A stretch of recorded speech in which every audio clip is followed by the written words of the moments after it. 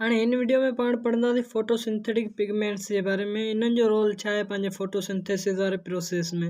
हाणे छा लिखियल आहे, as light is flashed on matter. कंहिं बि मादे ते जेको आहे लाइट खे पाण फ्लैश कंदासीं, हणंदासीं, थींदो छा, उहा लाइट या त रिफ्लेक्ट थींदी या त ट्रांसमिट थी वेंदी। रिफ्लेक्ट थींदी मतिलबु मोड़ खाई वेंदी, ऐं ट्रांसमिट मतिलबु जेको आहे उन अंदरि जेको आहे दाख़िल थी वेंदी। जीअं मिसाल तौरु पाण खे रस्सी खे वाइब्रेट करियूं त एनर्जी पंहिंजी जेका आहे उहा ट्रांसमिट थी वेंदी हिकिड़े पॉइंट खां ॿी पॉइंट ताईं। सही आहे। त जेको आहे कंहिं बि मैटर ते पाण लाइट एनर्जी जॾहिं फ्लैश कंदा आहियूं त उहा रिफ्लेक्ट थींदी या त ट्रांसमिट थींदी या त खणी एब्ज़ॉर्ब थी वेंदी, मतिलबु उहो जेका सब्सटेंस आहे उहो जज़ब करे वठंदो। पोइ अॻिते छा, substances in plants that absorb visible light are called pigments. हाणे जेके सब्सटेंस आहिनि प्लांट्स में जेके लाइट खे एब्ज़ॉर्ब कनि था, जज़ब कनि था, उन्हनि खे पाण चवंदा आहियूं पिगमेंट्स। पोइ अॻिते छा, different pigments absorb light of different wavelengths. इहो पाण जेको आहे हिन खां पहिरीं बि जेको डिस्कस कयो आहे त मुख़्तलिफ़ पिगमेंट्स मुख़्तलिफ़ लाइट खे एब्ज़ॉर्ब कनि था, मतिलबु जेका वेवलेंथ आहे उनखे मुख़्तलिफ़ हूंदी आहे हर पिगमेंट जी एब्ज़ॉर्ब करण जी। पोइ अॻिते छा आहे, these pigments are important in conversion of light energy to chemical energy. हाँ, लाइट एनर्जी जेका आहे उहा केमिकल एनर्जी में कन्वर्ट थींदी आहे। हाणे उहा केमिकल एनर्जी छा हूंदी आहे, पंहिंजी ATP हूंदी आहे। The most important pigment required in the process are chlorophylls and carotenoid. त जेको फोटोसिंथेसिस वारो प्रोसेस आहे इन में ॿ पिगमेंट्स अहम आहिनि, हिकिड़ो क्लोरोफिल आहे, ॿियो कैरोटिनॉइड। हाणे इन्हनि खे पाण डिस्कस करियूं था। पंहिंजी क्लोरोफिल जा टाइप छा आहिनि, A, B, C, D, E हूंदो आहे। Empirical formula of chlorophyll A is C55H72O5N4 magnesium. हाणे ही यादि करियो या न करियो, एम्पायरिकल फार्मूला जो मतिलबु छा हूंदो आहे। मिसाल तौरु पाण वटि जेको आहे हीअ आहे ग्लूकोज़ C6H12O6। त हीअ जेको आहे मालिक्यूलर फार्मूला आहे।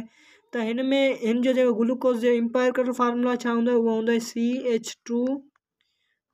हाणे इहो कीअं डिराइव कयो, सिंपल रेशो कयोसीं। 6 जो खड़ो 6 खे हिकु दफ़ा, 12 खे 2 दफ़ा, 6 खे हिकु दफ़ा, ऐं नतीजे में मिलियो CH2O। त इहो आहे एम्पायरिकल फार्मूला ग्लूकोज़ जो। त अहिड़े नमूने क्लोरोफिल A जो एम्पायरिकल फार्मूला हीअ आहे ऐं क्लोरोफिल B जो जेको आहे एम्पायरिकल फार्मूला हीअ आहे। हाणे जेको आहे क्लोरोफिल मालिक्यूल जी जेका कंपोज़िशन आहे उहा लिखियल आहे। क्लोरोफिल मालिक्यूल जेको आहे उनमें ॿ हिसा हूंदा आहिनि, हिकिड़ो हूंदो आहे हेड ऐं ॿियो हूंदो आहे टेल। हेड हूंदो आहे हाइड्रोफिलिक, मतिलबु वाटर लविंग हूंदो आहे, पाणी खे पसंदि कंदड़ हूंदो आहे या खणी जो पाणी में ॻरंदड़ हूंदो आहे। ऐं ॿियो हूंदो आहे टेल। टेल जेको हूंदो आहे उहो हूंदो आहे हाइड्रोफोबिक, मतिलबु जेको आहे पाणी खां नफ़रत कंदो आहे या पाणी में जेको आहे ॻरे नथो टेल। सही आहे। हाणे जेको आहे हेड जी जेका कंपोज़िशन छा आहे उनखे पढ़ूं था ऐं टेल जी कंपोज़िशन छा आहे उनखे पढ़ूं था। त सिंपली हेड पंहिंजे में हिकिड़ो सेंट्रल एटम हूंदो आहे जंहिंखे पाण चवंदा आहियूं मैग्नीशियम। सही आहे। सेंटर में मौजूदु हूंदो आहे हिन हेड में, ऐं 4 जेके आहिनि हिन जे चोतरफ़ पायरोल रिंग्स हूंदियूं आहिनि जिन में नाइट्रोजन मौजूदु हूंदो आहे। सही आहे। 4 रिंग्स हूंदियूं आहिनि नाइट्रोजन वारियूं जिन जो नालो हूंदो आहे पायरोल रिंग्स। त सिंपली इहा हूंदी आहे हेड जी स्ट्रक्चर। क्लोरोफिल में हिकिड़ो हेड हूंदो आहे, ॿियो टेल हूंदो आहे। हेड में जेको आहे हिकिड़ो सेंट्रल एटम हूंदो आहे मैग्नीशियम, ऐं जंहिंसां 4 रिंग्स अटैच थियल हूंदियूं आहिनि जिन जो नालो हूंदो आहे पायरोल रिंग्स। ऐं इन्हनि खे कलेक्टिवली पाण जेको हिन सॼे स्ट्रक्चर्स खे, सॼे हेड खे नालो ॾींदा आहियूं पोरफायरिन रिंग। छा चवंदा आहियूं, पोरफायरिन रिंग। हिते लिखियलु आहे, हिते पोरफायरिन रिंग। त पंहिंजो हेड जेको आहे सेंट्रल एटम मैग्नीशियम आहे ऐं 4 रिंग्स हूंदियूं आहिनि चोतरफ़, उन्हनि खे चवंदा आहियूं पायरोल रिंग्स। ऐं इन सॼी स्ट्रक्चर खे पाण चवंदा आहियूं पोरफायरिन रिंग। ठीकु आहे। ऐं जेको आहे हाणे 4 जेके पंहिंजा पायरोल रिंग्स मौजूदु आहिनि न, त इन्हनि जी कंहिं हिकिड़ी रिंग ते, हीअ जेके आहिनि 4 मूं तव्हांखे रिंग्स ॿुधायां, त इन्हनि मां कंहिं हिकिड़ी रिंग सां जेको आहे हिकिड़ी चेन अटैच थियल हूंदी आहे। हाइड्रोकार्बन जी हिकिड़ी चेन अटैच थियल हूंदी आहे जंहिंखे पाण चवंदा आहियूं टेल। ऐं उन चेन जो उन हाइड्रोकार्बन जो नालो हूंदो आहे फाइटोल। हाणे इनखे हिन डायग्राम ज़रिए सम्झो, हीउ जेको आहे पंहिंजो हेड आहे ऐं हीउ जेको आहे टेल आहे। हाणे हेड में हिकिड़ो सेंट्रल एटम आहे मैग्नीशियम ऐं जेको आहे 4 पायरोल रिंग्स आहिनि, ऐं इनखे कलेक्टिवली हिन सॼी स्ट्रक्चर खे पाण छा चवंदा आहियूं, पोरफायरिन हेड, ऐं जेको हूंदो आहे हाइड्रोफिलिक। ऐं हीअ टेल आहे पंहिंजी, ऐं इहा टेल छा सां अटैच थियल आहे, हिननि पायरोल रिंग्स जी कंहिं बि हिकिड़ी रिंग सां अटैच थियल हूंदी। जेके 4 रिंग्स आहिनि न, त हिकिड़ी रिंग सां अटैच थियल हूंदी पंहिंजी हिकिड़ी हाइड्रोकार्बन टेल, पुछ चऊं। सही आहे। इन हाइड्रोकार्बन जो नालो हूंदो आहे फाइटोल। सही आहे, त इहा सिंपल स्ट्रक्चर आहे पंहिंजे हिन जी क्लोरोफिल जी। हाणे इहो हेड जेको आहे इहो मौजूदु हूंदो आहे ॿाहिरीं तरफ़। हाणे पंहिंजो थाइलाकोइड जेको पढ़ियो आहे, सही आहे, पंहिंजी क्लोरोप्लास्ट अंदरि मौजूदु हूंदो आहे। त थाइलाकोइड हिकिड़ी डिस्क हूंदी आहे जंहिंते मेम्ब्रेन मौजूदु हूंदी आहे। त जेको हेड आहे उहो थाइलाकोइड जी मेम्ब्रेन में मौजूदु हूंदो आहे, ऐं टेल जेको आहे थाइलाकोइड अंदरि जेको फ्लूइड मौजूदु हूंदो आहे, मैट्रिक्स मौजूदु हूंदो आहे, उन अंदरि मौजूदु हूंदी आहे। पोइ अॻिते छा आहे, chlorophyll molecules mainly absorb violet, blue, orange, red. हाणे इहा सिंपल ॻाल्हि आहे, क्लोरोफिल जेको आहे उहो हिकिड़ो रेड खे ऐं ॿियो ब्लू खे एब्जॉर्ब करे थो। सही आहे, या खणी चओ वायोलेट ब्लू ऐं ॿियो जेको आहे ऑरेंज रेड। सही आहे, त क्लोरोफिल इन्हनि खे एब्जॉर्ब कंदो आहे विजिबल लाइट मां। पोइ अॻिते छा आहे, green, yellow, indigo are least absorbed by chlorophylls. हाणे इहे ग्रीन ऐं येलो ऐं इंडिको इहे एब्जॉर्ब थियनि थियूं, इहे वेवलेंस, इहे कलर एब्जॉर्ब त थियनि था पर घटि मिक़दार में एब्जॉर्ब थियनि था। सही आहे, त ईअं कोन्हे जेको आहे क्लोरोफिल जेको आहे मुकमल नमूने ग्रीन खे एब्जॉर्ब नथो करे, कुझु पार्ट खे एब्जॉर्ब करे थो पर घणे खे जेको आहे रिफ्लेक्ट करे छॾे थो, इन करे ॿूटा सावा नज़र अचनि था पाण खे। सही आहे, पोइ अॻिते छा आहे, chlorophyll A is the most abundant and the most important photosynthetic pigment. हाणे क्लोरोफिल जा टाइप त जाम आहिनि, ए आहे, बी आहे, सी आहे, डी, ई आहे, पर उन्हनि मां अहम छा आहे, अहम आहे क्लोरोफिल ए। हाणे इहो अहम छो आहे, इहो डायरेक्टली पार्ट वठे थो लाइट डिपेंडेंट रिएक्शन में कन्वर्ट एनर्जी, लाइट एनर्जी खे केमिकल एनर्जी में चेंज करण में। हाणे इन जो मतिलबु छा आहे, हाणे मिसाल तौरु पंहिंजो क्लोरोफिल बी जेको आहे न, उहो सिज जी रोशनी खे एब्जॉर्ब पाण कंदो, पर इहो वरी बि जेको आहे मोकिलींदो कंहिं वटि, क्लोरोफिल ए वटि, ऐं पोइ जेको आहे क्लोरोफिल ए वरी जेको आहे अॻिते फोटोसिंथेसिस लाइ इहा लाइट मुहैया कंदो। पर ऐं जेको आहे कैरोटीनॉइड बि ईअं करे थो, कैरोटीनॉइड जेको आहे पहिरीं ॾिए थो बी खे लाइट, ऐं पोइ जेको आहे बी वरी बि ए खे ॾिए थो, ऐं ए जेको आहे उहो डायरेक्टली सिज मां लाइट हासिल बि करे थो, ऐं जेको आहे उनखे डायरेक्टली फोटोसिंथेसिस लाइ मुहैया करे थो। त मतिलबु डायरेक्टली हिसो वठे पियो पंहिंजो क्लोरोफिल ए। बी इनडायरेक्टली आहे, कैरोटीनॉइड बि इनडायरेक्टली आहे, त इन करे पंहिंजो क्लोरोफिल ए जेको आहे उहो तमामु अहम आहे। पोइ अॻिते छा, it exist in many forms differing slightly in their red absorbing peaks. हाणे क्लोरोफिल ए जेको आहे इन जा बि केतिरा ई टाइप हूंदा आहिनि।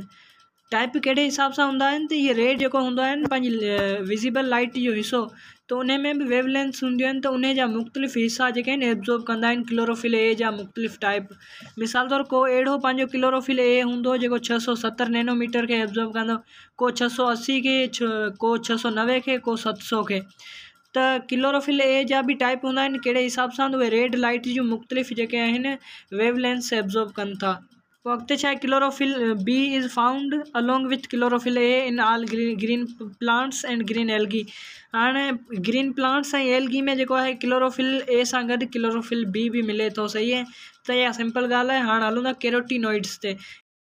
हाणे कैरोटीनॉइड जेके आहिनि येलो, रेड, ऑरेंज पिगमेंट हूंदा आहिनि। सही आहे, जेके एब्जॉर्ब कंदा आहिनि लाइट जे ब्लू वायोलेट रेंज एफिशिएंटली। हाणे कैरोटीनॉइड लाइट जे कहिड़े हिसे खे एब्जॉर्ब कनि था, ब्लू वायोलेट खे, which is different from absorption range of chlorophyll. त कैरोटीनॉइड जी जेका रेंज आहे एब्जॉर्ब करण जी, उहा क्लोरोफिल खां मुख़्तलिफ़ आहे। पोइ छा आहे, broad absorption spectra of light provide more energy for photosynthesis. हाणे मुख़्तलिफ़ पिगमेंट जेके आहिनि मुख़्तलिफ़ लाइट खे एब्जॉर्ब कनि था। सही आहे, मुख़्तलिफ़ वेवलेंथ्स खे एब्जॉर्ब कनि था, ऐं इन सां थिए छा थो, जेको आहे लाइट पंहिंजो जेको आहे क्लोरोप्लास्ट उहो मुख़्तलिफ़ लाइट्स खे एब्जॉर्ब करे सघे थो, मतिलबु घणी वेवलेंथ्स खे एब्जॉर्ब करे सघे थो। पोइ अॻिते छा आहे, त carotenoid transfer their energy to chlorophyll B. हाणे इहो मूं सवेर ॿुधायो, कैरोटीनॉइड पहिरीं लाइट एनर्जी खे हासिल कंदो, पोइ जो क्लोरोफिल बी खे मोकिलंदो, ऐं क्लोरोफिल बी वरी ए खे मोकिलंदो। सही आहे, त इनडायरेक्टली जेको आहे क्लोरोफिल ए जेको आहे डायरेक्टली आहे पंहिंजे हुन में फोटोसिंथेसिस में इन्वॉल्व। पोइ अॻिते छा आहे, some carotenoids also protect chlorophyll molecules from high intensity of light by absorbing and dissipation of extra energy. हाणे का अहिड़ी वेवलेंथ हूंदी आहे जेका क्लोरोफिल खे ख़तमु करे सघे थी, नुक़सानु पहुचाए सघे थी। सही आहे, त उन लाइट खे एब्जॉर्ब केरु कंदो आहे, कैरोटीनॉइड। कुझु अहिड़ा टाइप आहिनि कैरोटीनॉइड जा जेके हाईली जेका आहे इंटेंसी अहिड़ी लाइट जंहिंजी तमामु घणी इंटेंसिटी आहे, त उनखे एब्जॉर्ब कंदा आहिनि कैरोटीनॉइड या मॉलिक्यूल, ऐं पोइ जेको आहे उनखे डिसिपेट करे छॾनि था, मतिलबु उनखे जेको आहे हीट जे फॉर्म में ख़ारिज करे छॾनि था। इन जे करे थिए छा थो त उहा लाइट जेका आहे हाई इंटेंसिटी वारी उहा क्लोरोफिल वटि नथी वञे ऐं जेको आहे कैरोटिनॉइड उनखे डेसिपेट करे छॾे थो। सही आहे। ऐं पंहिंजी अखि में बि जेको आहे कैरोटिनॉइड मालिक्यूल्स मौजूदु हूंदा आहिनि। उहे छा कंदा आहिनि, पंहिंजी अखि खे प्रोटेक्ट कंदा आहिनि हाई इंटेंसिटी वारी लाइट खां। हाणे जेका आहे उन कीअं जेको आहे सेफ कनि था, पंहिंजी आई खे कीअं सिक्योर कनि था, हू जेके आहे हाई इंटेंसिटी वारी लाइट खे एब्जॉर्ब कनि था कैरोटिनॉइड, ऐं पोइ जेको आहे उनखे हीट जी फॉर्म में वरी माहौल में ख़ारिज करे छॾनि था। सही आहे। अहिड़े नमूने पंहिंजी अखि बि बची वञे थी ऐं जेको आहे क्लोरोफिल बि इन नमूने जेको आहे बचंदो आहे कैरोटिनॉइड्स जी हेल्प सां। पोइ अॻिते छा आहे, role of photosynthetic pigment in absorption and conversion of light energy.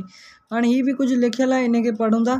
As we have already discussed that each pigment has its own absorption spectra due to their slight structural differences।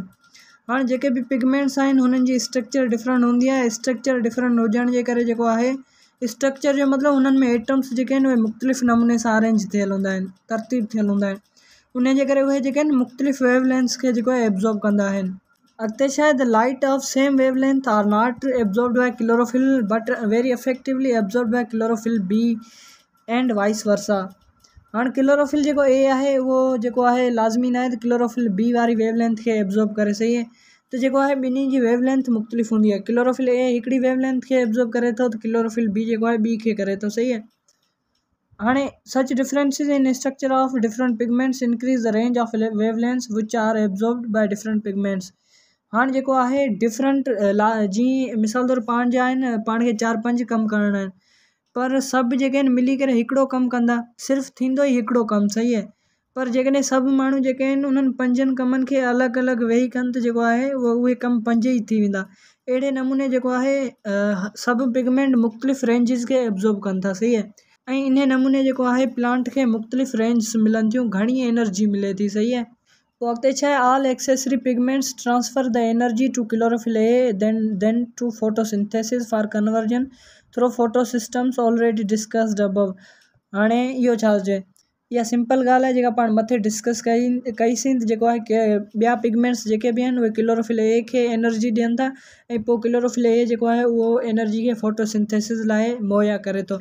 मिसाल तौरु हिते पाण हीउ मथे पढ़ियो आहे त कैरोटिनॉइड जेको आहे पहिरीं एनर्जी हासिलु करे थो ऐं उहो ॾिए थो बी खे, ऐं बी जेको आहे ए खे मुहैया करे थो, ए वरी जेको आहे फोटोसिंथेसिस लाइ मुहैया करे थो। ऐं बी बि ईअं करे थो, बी हासिलु करे उहो मुहैया करे थो क्लोरोफिल ए खे, ऐं क्लोरोफिल ए जेको आहे उहो फोटोसिंथेसिस लाइ प्रोवाइड करे थो। ऐं पोइ जेको क्लोरोफिल ए जेको आहे उहो डायरेक्टली एनर्जी खे हासिलु करे थो ऐं उहा जेको आहे फोटोसिंथेसिस लाइ मुहैया करे थो। त इहा सिंपल ॻाल्हि आहे। हाणे अॻिते छा आहे, absorption spectrum of chlorophyll A and B. हाणे जेको आहे मतिलबु जेको स्पेक्ट्रम मतिलबु जेको आहे कहिड़ी वेवलेंथ्स खे जेको आहे पंहिंजो क्लोरोफिल ए थो एब्जॉर्ब करे ऐं कहिड़ी खे क्लोरोफिल बी थो एब्जॉर्ब करे। हाणे इहो पाण ऑलरेडी डिस्कस कयो आहे त जेको आहे स्ट्रक्चर जे करे क्लोरोफिल ए ऐं क्लोरोफिल बी जेके आहिनि मुख़्तलिफ़ वेवलेंथ्स खे एब्जॉर्ब कनि था। हाणे क्लोरोफिल ए ऐं क्लोरोफिल बी जेको आहे पिगमेंट्स इन विज़िबल रेंज जेको आहे कहिड़ी जेको आहे वेवलेंथ खे एब्जॉर्ब कनि था, विज़िबल लाइट में कहिड़ी वेवलेंथ खे एब्जॉर्ब कनि था, त उहो पाण खे ख़बर कींदी पए। पाण छा कंदा आहियूं, हीअ पिगमेंट्स जेके आहिनि क्लोरोफिल ए ऐं बी इहे लाज़मी केमिकल आहिनि। सही आहे। त इन्हनि खे हासिलु कंदा आहियूं पाण ऐं इन्हनि खे रखंदा आहियूं कंहिं सॉल्वेंट में ऐं उन मां लाइट खे पास कंदा आहियूं उन सॉल्वेंट मां। सॉल्वेंट मतिलबु ॻारींदड़। सही आहे। कुझु बि थी सघे थो सॉल्वेंट। त उन अंदरि पाण छा कंदा आहियूं, क्लोरोफिल ए बी कंहिं बि पिगमेंट खे जेको आहे रखंदा आहियूं ऐं उन में लाइट खे पास कंदा आहियूं ऐं जेको आहे उहो पिगमेंट जेको आहे उन सॉल्वेंट अंदरि जेको मौजूदु आहे त उहो लाइट खे एब्जॉर्ब करे थो पंहिंजी एबिलिटी जे हिसाब सां। ऐं पोइ जेको आहे केतिरी वेवलेंथ जेका आहे लाइट जी एब्जॉर्ब थी उहो पाण मेयर कंदा आहियूं हिकिड़े इंस्ट्रूमेंट ज़रिए जंहिंजो नालो आहे स्पेक्ट्रोफोटोमीटर। सही आहे। त उहो पाण खे ॿुधाईंदो आहे त क्लोरोफिल ए केतिरी वेवलेंथ खे एब्जॉर्ब कयो, क्लोरोफिल बी केतिरी खे कयो। त इन नमूने पाण खे ख़बर पवंदी आहे त जेको आहे मुख़्तलिफ़ पिगमेंट कहिड़ी वेवलेंथ्स खे एब्जॉर्ब कनि था। सही आहे। त इहो हिकिड़ो सिंपल मेथड हूंदो आहे। स्पेक्ट्रोफोटोमेट्री पाण पहिरीं बि डिस्कस कई आहे। हाणे क्लोरोफिल ए जेको आहे वायोलेट ऐं ऑरेंज खे एब्जॉर्ब करे थो, जंहिंजी वेवलेंथ हूंदी आहे 650 खां वठी 700 नैनोमीटर ताईं। ऐं जेको क्लोरोफिल बी जेको आहे 450 खां 500 नैनोमीटर ताईं एब्जॉर्ब करे थो, जेका मोस्टली ब्लू ऐं येलो लाइट हूंदी आहे। सही आहे। त इहो हो एब्जॉर्प्शन स्पेक्ट्रम। हाणे हलूं था अॻिते। हाणे जेको arrangement of photosynthetic pigments in the form of photosystem 1 and photosystem 2। हाणे हिते बेसिकली पाण सम्झूं था त फोटोसिस्टम 1 छा आहे, फोटोसिस्टम 2 छा आहे। सही है, मतलब फोटोसिस्टम छा आहे। हाणे छा लिखियल आहे, as described in previous sections energy of light is absorbed by pigments and perform photosynthesis. हाणे इहो पाण खे पहिरीं खां ख़बर आहे जेको आहे फोटोसिंथेसिस लाइ एनर्जी जेका आहे उहा पिगमेंट एब्जॉर्ब कनि था ऐं उहा जेका आहे वरी फोटोसिंथेसिस लाइ इस्तेमालु थिए थी उहा एनर्जी। पोइ अॻिते छा आहे, chlorophyll is organized with other molecule into photosystem which has light gathering and antenna complex. हाणे बेसिकली हिते पाण खे डेफिनेशन सम्झणी आहे एंटीना कम्प्लेक्स जी। त एंटीना कम्प्लेक्स छा आहे, त पंहिंजो फोटो सिस्टम हूंदो आहे हिकिड़ो कलेक्शन। हाणे फोटो सिस्टम हिकिड़ी अहिड़ी जॻह हूंदी आहे जिते मुख़्तलिफ़ शयूं मौजूदु हूंदियूं आहिनि, इहो पाण अॻिते डिस्कस करियूं था। बहरहाल फोटो सिस्टम अंदरि पिगमेंट्स बि मौजूदु हूंदा आहिनि मुख़्तलिफ़। त हिकिड़ो अहिड़ो हिसो फोटो सिस्टम जो जिथे पंहिंजा पिगमेंट्स मौजूदु हुजनि, कलर्स मौजूदु हुजनि, अहिड़ा मालिक्यूल जेके लाइट खे कैप्चर करे सघनि उहे मौजूदु हुजनि, उन क्लस्टर खे उन कलेक्शन खे पाण चवंदा आहियूं एंटीना कम्प्लेक्स। सही है, पोइ अॻिते छा आहे, consist of cluster of few hundred chlorophyll A B and carotenoid molecule. त जेको आहे हीअ जेके बि कलर खे कैप्चर करण वारा मालिक्यूल आहिनि न, इन्हनि जे झुकटे खे मेड़ खे पाण चवंदा आहियूं antenna complex. Van any antenna molecule absorb energy of photon, जॾहिं बि को बि मालिक्यूल आहे पंहिंजे एंटीना कम्प्लेक्स में क्लोरोफिल ए आहे, बी आहे या कैरोटिनॉइड आहे, उहा एनर्जी खे जॾहिं हासिलु करे थो फोटोन जी फॉर्म में। सही है, एनर्जी हमेशह पैकेट जी फॉर्म में हरकत करे थी जंहिंखे पाण फोटान चवंदा आहियूं। पोइ इहा एनर्जी केॾांहुं वञे थी, from one pigment molecule to other pigment molecule until it reach a particular chlorophyll A. हाणे इहा एनर्जी जेका आहे पंहिंजे जेको आहे कंहिं हिकिड़े मालिक्यूल हासिलु कई। सही आहे, ऐं पोइ उहा ॿिए मालिक्यूल वटि वेंदी ऐं पोइ टे वटि ईंदी, अहिड़े नमूने वेंदी पई। ऐं पोइ हिकिड़ो ख़ासि मालिक्यूल अचे थो जंहिंखे पाण चवंदा आहियूं क्लोरोफिल ए, जेको मौजूदु हूंदो आहे पंहिंजे फोटो सिस्टम जे सेंटर में। सही आहे, त उन क्लोरोफिल ए खे पाण चवंदा आहियूं रिएक्शन सेंटर। सही है, त फोटो सिस्टम में हिकिड़ो ख़ासि मालिक्यूल हूंदो आहे जेको सेंटर में मौजूदु हूंदो आहे, त उन खे पाण चवंदा आहियूं रिएक्शन सेंटर। सही है, त पाण ॿ शयूं सिखियूंसीं, हिकिड़ो एंटीना कम्प्लेक्स, ॿियो रिएक्शन सेंटर। एंटीना कम्प्लेक्स छा आहे, क्लस्टर ऑफ पिगमेंट्स, ऐं जेको आहे हिकिड़ो अहिड़ो हिसो जिथे पंहिंजो क्लोरोफिल ए मौजूदु आहे फोटो सिस्टम में, त उनखे पाण चवंदा आहियूं रिएक्शन सेंटर। पोइ अॻिते छा आहे, where first light driven chemical reaction of photosynthesis occur. हाणे हिते जेको आहे न पहिरियों रिएक्शन थिए थो जंहिंमें लाइट एनर्जी चेंज थिए थी पंहिंजी जेका आहे केमिकल एनर्जी में। हाणे उहो कीअं थो थिए, हितां जेको आहे क्लोरोफिल ए मां जेको आहे ॿ इलेक्ट्रॉन जेके आहिनि उहे एक्साइटेड थियनि था। एक्साइटेड थियण बाद जेको आहे अॻिते रिएक्शन थिए थो ऐं नतीजे में ATP ठहे थी। सही आहे, सिंपली इहो एतिरो ई तव्हां सम्झो। अॻिते जेको आहे इहो डिटेल में आहे फोटोसिंथेसिस में, उहो पाण पोइ पढ़ंदासीं।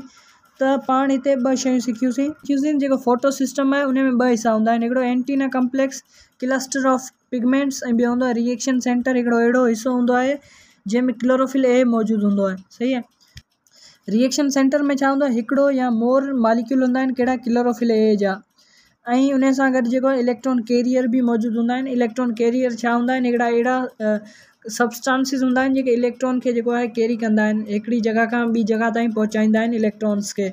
सिंपली इहे हूंदियूं आहिनि ॿ हिसा हूंदा आहिनि पंहिंजे फोटो सिस्टम जा। ऐं इन सां गॾु जेको आहे पंहिंजो हीउ टॉपिक कंप्लीट थिए थो। ऐं नेक्स्ट वीडियो में पाण जेके आहिनि रहियल जेके कंपोनेंट्स आहिनि जेके फोटोसिंथेसिस में किरदारु अदा कनि था उन्हनि खे डिस्कस कंदासीं। ठीकु आहे।